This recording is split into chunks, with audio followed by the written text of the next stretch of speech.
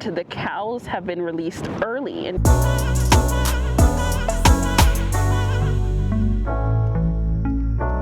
Hello everybody.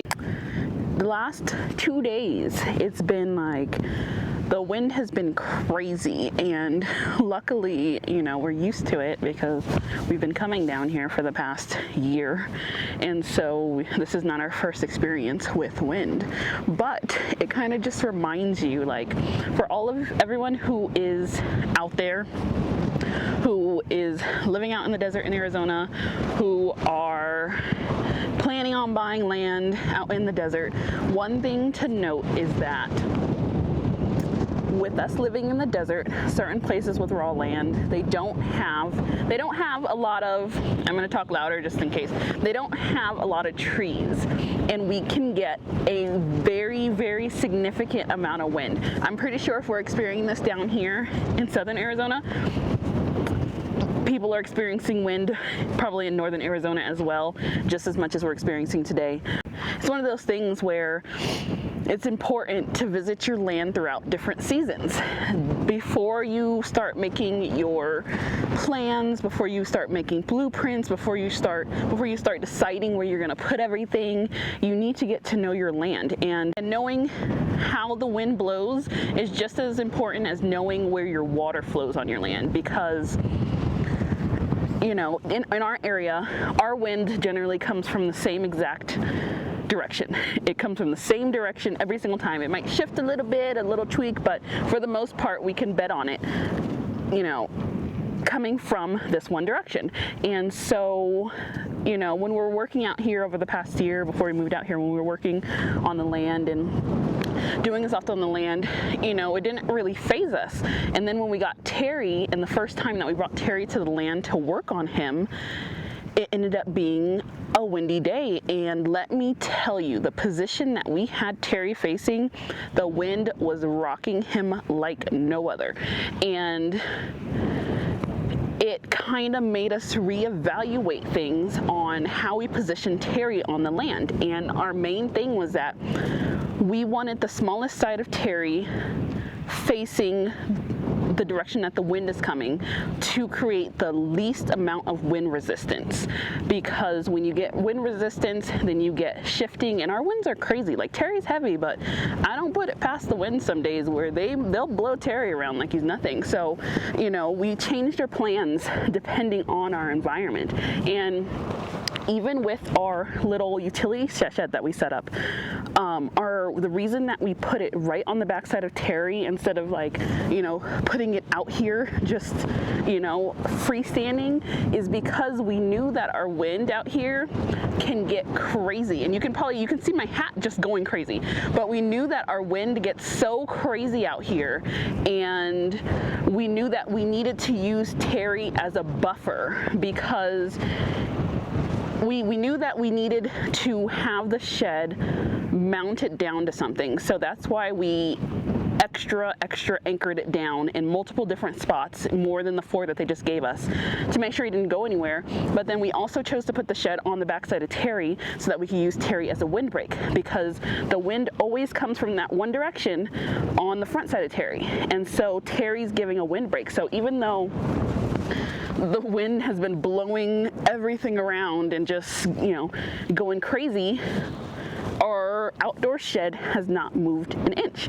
It is not rattling, it's not shaking, it's not making the noise like when wind hits stuff. Like, it's a solid piece of, as if it was built into the ground. So that's one of the things that you have to realize. And then also another thing is that we're lucky because we haven't cleared our land, and we don't really have anybody really close around us, and so all the land that's around us just has free growing grass. And so even though the wind is blowing like heck, we're not getting a bunch of dust. Now, that doesn't mean we won't ever get dust storms, because dust travels, but when we're getting like our average windy crazy day, we don't have to worry about a bunch of dust and stuff lifting up and just creating a bad environment to be in. So that's also another thing where just knowing your land is important. The other day we got word that the cows have been released early, and as you guys know,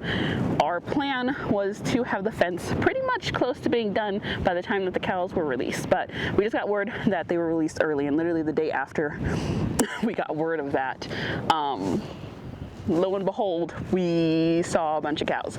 They're not all released, but they are going to be released soon. So that kind of puts a dampener in our fence situation. So we are pretty much at the point where we're kicking into high gear. So we had an order that was supposed to be coming today, but they were being stupid, and I swear, once we got our address, we registered it with USPS. If you guys know, once you get issued your address, you have to call the USPS addressing department. If you do that, then it goes into everybody's systems. So FedEx, Amazon, the big box stores, all those things, it updates in their system so that you can start receiving deliveries. And they usually update their systems with USPS once a month. So we did all that, you know, because we had some issues with FedEx, and FedEx was telling, this is a while back, but FedEx was telling us that, oh, well, when we put in the address, it's coming up to a vacant lot. And we're like, yeah, because it's a construction, it's a new build, it's not a vacant lot, we're here. And so we had to explain that to them. So then that's what led us to the USPS addressing system. Well, we were supposed to be getting a delivery today of materials so that we can basically speed up on the fence, which I'll go into in a little bit. But we ended up having the same issue where the logistics team, rather than just saying, hey, the address is pulling up, let's deliver it, they're doing some weird thing where they're pulling the address and then somehow they're coming to the conclusion that the address is a vacant lot. And they won't even attempt to deliver it. They just put a freeze on everything. So we got the notification this morning that the delivery was supposed to be out for delivery, but then it turned around and said delivery attempted, no, something about delivery without attempt or something like that. And so we didn't even get a phone call or anything. So I was on the phone for a little bit with the people who were supposed to deliver, and they ended up telling us the same thing that FedEx was telling us. And I'm like, no, we should be in everybody's system because USPS, and like this is months now, we've been getting packages for a while now without any issues.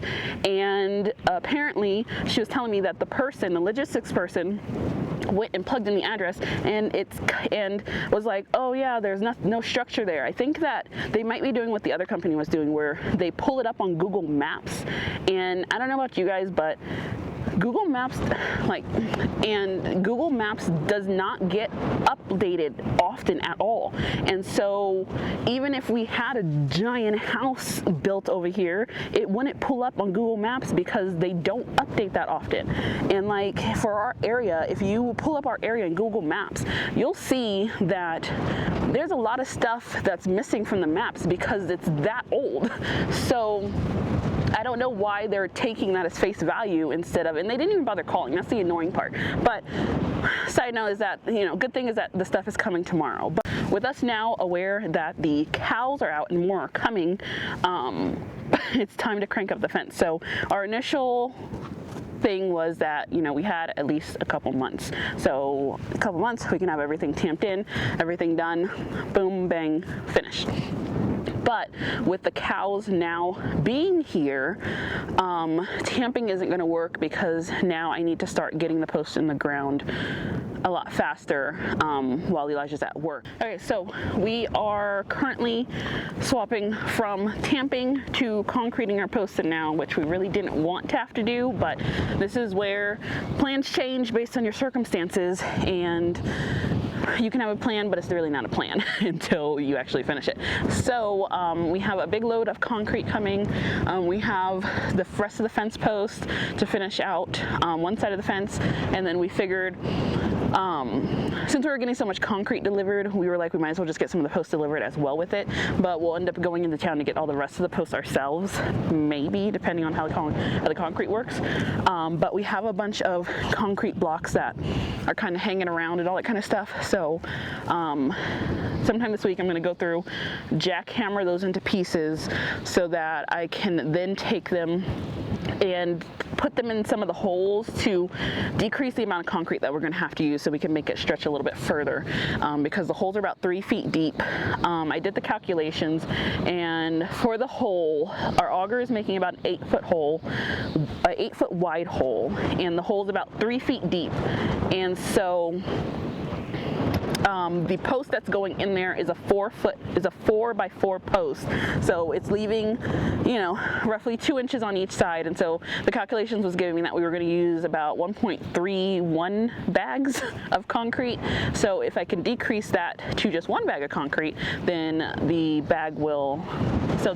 concrete will last a long time. So that is what our plan is to do, because we have some broken concrete blocks, we have some other ones that we had got free, but that is going to be the plan. And then we're going to get the rest of this fenced in, because I think what we'll do is we're going to get the posts in the ground, pause on the slats, and then we're going to go ahead and run barbed wire, because a while back our neighbor had given us barbed wire, and so we were already going to put barbed wire on our fence, maybe at the mid-level where the cows will kind of rub up against and decide that they want to, you know, scratch off all their fur on it. We were going to run the barbed wire on that middle section to prevent them from pushing up against the post and scratching up against the post and scratching like the stain and stuff off. So we'll just temporarily run it through the post and around the property to get that at like a good level, and then actually go back and do all the slats. But the other day we did, it is like super windy.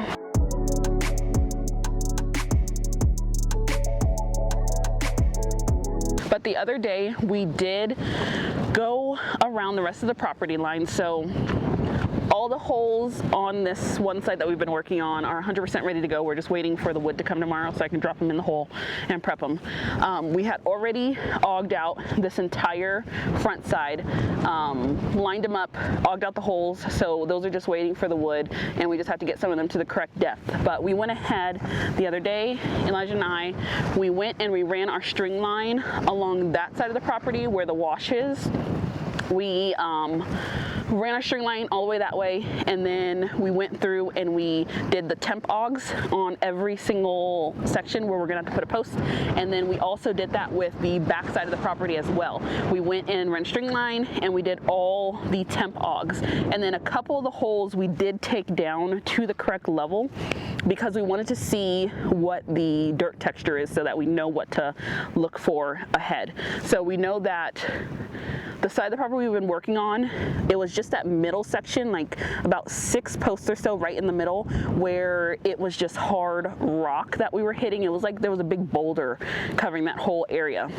So we were able to break those apart by hand and get down to the correct level. The front of the property, that dug down, no issue there. Back of the property went pretty smooth as well. There might be just like a handful of areas that just need a little bit of extra love, but we realized that the side that's up against the wash, that's gonna probably give us the most issues. So we're gonna save that side for last. Because it's just very tough dirt over there. So we're hoping that it was just the rain that helped solidify it, so if it dries out a little bit more, maybe it'll be easier to break apart. But I think that one's probably going to take us the longest, where we're going to have to double team that side. But all the rest of the holes are pretty much ready to go, so we don't have to do any more marking, anything like that. Pretty much we're just ready for posts to go in the ground. And also, since we got word that the cows were out, I needed to move my plants because my plants were just out in the yard. I had them sitting and lifted on top of concrete blocks so that I didn't have to worry about like little critters and rabbits and stuff eating any of them, which has actually, crazy enough, worked. And so I had to move all of my plants inside the play area. They're still getting the same amount of sun that they were getting over there, but I do want to show you kind of the success that I've been having with the garden out here. I did think, honestly, I thought it was going to be a lot harder to garden down here. I did have to get my watering schedule under control. What does help is that I use an app that helps me keep track of when harvest time is, when I plant, how much to water it, when to water, and all that kind of stuff. So that helps me. So it keeps me, you know, occupied. It keeps me on track on the daily, making sure that the plants are getting everything that they're needed. But in my big heat, I'm going to show you what the plants are looking like, which is crazy. But I think the main thing that I realized is that I didn't want to fill, when I start filling the bags, I didn't want to fill them up with just garden mulch or garden soil. I actually filled the bags pretty much 2/3 of the way with just our natural soil, because I think I told you in another video, our soil is actually very good for gardening. And then I put like 1/3 of the garden soil, and I planted the seeds in that, and then the roots go down into the rest of it. And so far that's been working out very, very, very well. So I'm gonna go ahead and take you into the play area, and then we'll get a look at what all the plants look like. Okay, so we'll start off with these ones. These ones are new that you have not seen. So these pots are old pots from our old place. We used to have our little fake trees on each side of our bed, and these, so we got these out of the storage container, and so I went ahead and I filled these up with rocks at the bottom for drainage. Then I filled it up with our soil, and then put the garden soil on top. So this one over here is rosemary. And then that one that I have going over there is sage. These ones are literally, I think, only 2 or 3 days old, so nothing's coming out of those yet. These are the jars that I showed you before. I still have to fill up the other jars. These are the only ones I've had time to do. But same thing, I filled up the bottom with rocks, then I did our soil, and then I did garden soil. So we have chives there, thyme, and then oregano. None of those are coming up yet either, so we'll see how those go. In this one, I have my beets, and so those have not sprouted either, but they might take a while. I did read that beets require direct sunlight in order for them to grow, so I just sprinkled them across the top, and so far no birds have eaten the seeds or anything. I do usually keep a plastic cover on it, but the birds have left it alone, and it was raining yesterday, so I wanted to get that rainwater in here. So this one is my Roma tomatoes and my jalapenos. Nothing is coming out of this one yet, so we're just being patient with that one. This one is all my tea herbs and my medicinal herbs for us. So over here, as you can see, these are our marjoram that's in this row. This one is going crazy. This is the one that it started growing under the dirt and then it finally popped up. So I'm going to need to transfer those out soon. I finally have some of my hyssop that's coming out right there and there. And then I have 2 of my anise that are coming out here. Nothing yet from my peppermint, so we're still waiting for those. This one, I had it labeled as hyssop. I need to go back and watch another video because I'm pretty sure that's not hyssop. So no idea what's in there, but it's not coming out either. This is my curled cheville. This one is just going crazy there. The rest haven't sprouted yet. My lemon balm, I have one little one right down there for lemon balm. And then my mountain mint, nothing is coming out of there yet. This one over here, this is one of the first beds that we did. So this one is my bell peppers and my onions. So as you can see, just kind of going around the perimeter, what Girly and I did was, if we had 2 in the same pot, what we did was we did an outer circle. We did an outer circle of one, and then we did the other one in the inner circle. So you can see, I'm pretty sure we did onions on the outside. So the onions are starting to come up, which is great. Now this one, I just planted this new one. I have one more of these that I need to get started with some of my March stuff, because March is coming up. But as you can see, this is all my greens. So all of my greens are in this bed, which I'm excited about. So I have Swiss chard going in this first one. Nothing is coming out of this one yet. I have my spinach coming out of this one. Romaine is here. Then I have my collard greens over here. This is my arugula. I did not realize how fast growing arugula is, because I literally just planted these and they're already sprouted, so we are excited about that. So the arugula is going crazy already. I have kale over here in this one. I have leeks, and then my cress has also started. So this cress back here has a bunch coming in, and then this one right here is starting to pop out. So I'm honestly very, very happy with how everything is coming out in the gardening area. And then also to keep everything off of the ground and away from like critters. One, we have the play area. It's in the play area. We already started skirting off a portion of Terry, so we have a little bit more to do so that nothing can get in the play area. But for now, I went ahead. I'll probably keep this method until I get the garden beds taken care of. But these are just little shoe racks that we had bought from IKEA. They used to be in our old closet, and I didn't want to throw them away. They are metal ones. They only cost like $4.99. But they're the perfect size to hold everything, and it keeps everything like a really good layer, like a really good height off the ground, and like nothing can crawl up these. So it's not as high as they were with the blocks, but they've been out here for about a day on these. But this is day 2, I think, and so far nothing has got to them. So yeah, that is how everything is going. So that is just a quick update on the garden and what we have going on. So I will end up seeing you guys in another video. Bye.